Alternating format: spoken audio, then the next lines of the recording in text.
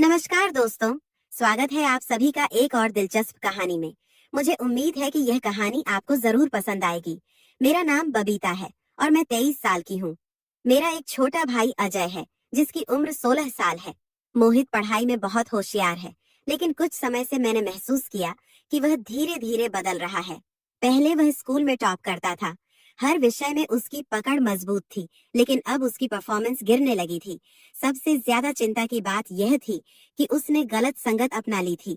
मैंने कई बार उसे समझाया कि वह उन दोस्तों से दूर रहे, लेकिन हर बार वह किसी बहाने से बात टाल देता। कभी कहता कि वे बस दोस्त हैं, कभी कहता कि मैं ज्यादा सोच रही हूँ। मैं परेशान थी, लेकिन चाह कर भी उसे रोक नहीं पा रही थी। समय बीतता गया और मैंने गौर किया कि अजय न सिर्फ पढ़ाई में कमजोर हो रहा था, बल्कि उसकी सेहत भी गिरने लगी थी। उसकी आंखों में कमजोरी दिखने लगी थी, चेहरा उतरा सा रहता था और वह पहले जितना एनर्जेटिक भी नहीं लगता था। मैं बहुत परेशान थी, समझ नहीं पा रही थी कि ऐसा क्यों हो रहा है। एक दिन मैंने तय किया कि अब और इंतजार नहीं करूंगी, मुझे सीधे उससे बात करनी होगी। उस शाम जब अजय अपने कमरे में था, मैं उसके पास गई। उसने मुझे देखा और हल्का सा मुस्कुराया, लेकिन उसकी आंखों में कुछ छिपा हुआ था। मैंने बिना भूमिका बांधे उसे पूछा, अजय तुम इतने कमजोर क्यों होते जा रहे हो? तुम्हारी तबीयत पहले जैसी नहीं रही। कुछ तो है जो तुम मुझसे छिपा रहे हो। बताओ बात क्या है? अजय ने पहले तो टालने की कोशिश की, लेकिन जब मैंने सख्ती से कहा कि वह मुझसे सच छिपाए तो मैं उसे अकेला छोड़ दूंगी, तब वह थोड़ा असहज हो गया। उसने सिर झुकाया और धीमी आवाज में कहा, दीदी मुझे एक बुरी आदत लग गई है, मैं चाह कर भी इसे छोड़ नहीं पा रहा हूँ। मैं घबरा गई। मैंने तुरंत पूछा, कौन सी आदत? अजय उसने संकोच के साथ जवाब दिया, दीदी सेल्फ लव। मैं कुछ क्षणों के लिए चुप रह गई। यह सुनकर मैं थोड़ा असहज हो गई, लेकिन मैंने खुद को संभाला। मैंने उसे डांटने के बजाय समझाने का फैसला किया। मैंने कहा, अजय तुम अभी बहुत छोटे हो, तुम्हें इस आदत के बारे में किसने बताया? वह बोला, मेरे कुछ दोस्त इस बारे में बात करते थे। पहले तो मैं बस सुनता था, लेकिन फिर मैंने भी करने की कोशिश की। अब यह आदत बन चुकी है और मैं इसे चाहकर भी नहीं रोक पा रहा हूँ। मुझे एहसास हुआ कि यह स्थिति गंभीर हो सकती है।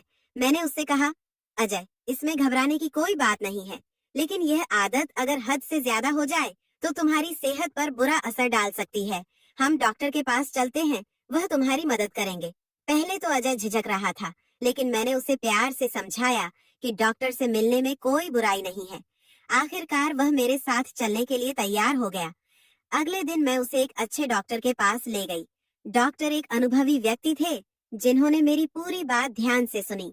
उन्होंने कहा, कृतिका तुम थोड़ी देर के लिए बाहर बैठो, मुझे अजय से अकेले में बात करनी हो।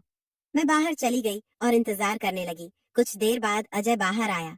उसके चेहरे पर हल्की राहत थी। मैंने डॉक्टर से पूछा, सर सब ठीक तो है? डॉक्टर ने समझाते हुए कहा, तुम्हारे भाई को जरूरत से ज्यादा इस आदत की लत लग गई थी, जिसकी वजह से उसकी सेहत पर असर पड़ रहा था। मैंने उसे समझाया कि यह कितनी बार करना सुरक्षित होता है और कब यह नुकसानदायक बन सकता है। उसे कुछ हेल्दी हैबिट अपनाने की जरूरत है। मैंने उसे कुछ दवाइयां दी हैं जो उसकी एनर्जी वापस लाने में मदद करेंगी।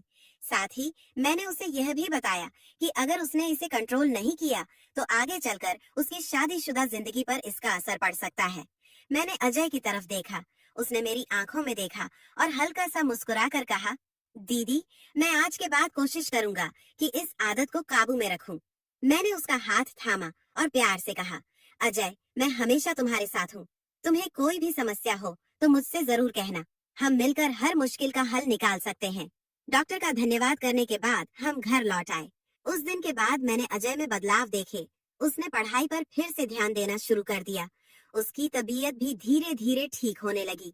मैंने महसूस किया कि सही समय पर सही कदम उठाने से बड़ी समस्या हल हो सकती है। तो दोस्तों, यह थी मेरी कहानी। अगर आपको यह कहानी पसंद आई तो सब्सक्राइब करें और अपने विचार हमसे जरूर साझा करें। धन्यवाद।